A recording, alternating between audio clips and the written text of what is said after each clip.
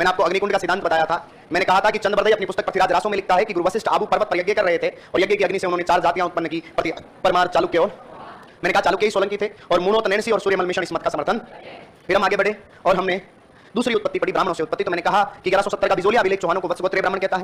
मैंने आपको बताया था कि डॉक्टर दशरथ शर्मा की किताब अर्ली चौहान डायनेस्टी ब्राह्मण कहती है, कविजान नियामत खान की किताब कायम रासो भी इनको ब्राह्मण कहते हैं और डीआर भंडारकर इनको नागर जाति का ब्राह्मण कहता है। फिर हम आगे बढ़े और हमने पढ़ा था कि चौहानों को विदेशी कौन कौन कहता है। तो मैंने कहा टोड, स्मिथ और विलियम को विदेशी कहते हैं। टोड कहता है ये शक या सिथियन जाति से हैं, जबकि गौरीशंकर हीराचंद ओझा इस उत्पत्ति का क्या करते हैं, विरोध करते हैं। मैंने कहा सूर्यवंशी। तो मैंने आपको बताया कि विग्रहराज चतुर्थ का अभिलेख, गौरीशंकर हीराचंद ओझा, जयानक की किताब पृथ्वीराज विजय, नयन चंद्र सूरी की किताब हमीर महाकाव्य, जोधराज और सारंगर की किताब हमीर रासो और मैंने आपको बताया था पद्मनाभ की किताब कानड़देव प्रबंध। फिर मैंने कहा चंद्रवंशी। तो मैंने कहा आबू का चलेश्वर अभिलेख और पृथ्वीराज सेकंड का हांसी अभिलेख इनको चंद्रवंशी कहता है। मैंने कहा रायपाल का सेवाड़ी अभिलेख इनको इंद्र का वंशज कहता है और विग्रहराज चतुर्थ का अभिलेख इनकी उत्पत्ति मालवों से बताता है। मैंने आपको बताया था कि रामकरण आसोपा कहते हैं कि सामर झील के चारों तरफ रहने के कारण ही क्या कहलाए, चौहान। मैंने जैनक के अनुसार चहमान शब्द का अर्थ बताया था, चह से चाप, है से हरि, मां से मान और ने से नीति। मैंने कहा था इनका उत्पत्ति स्थल सामर या सपादलक्ष और इनकी प्रारंभिक राजधानी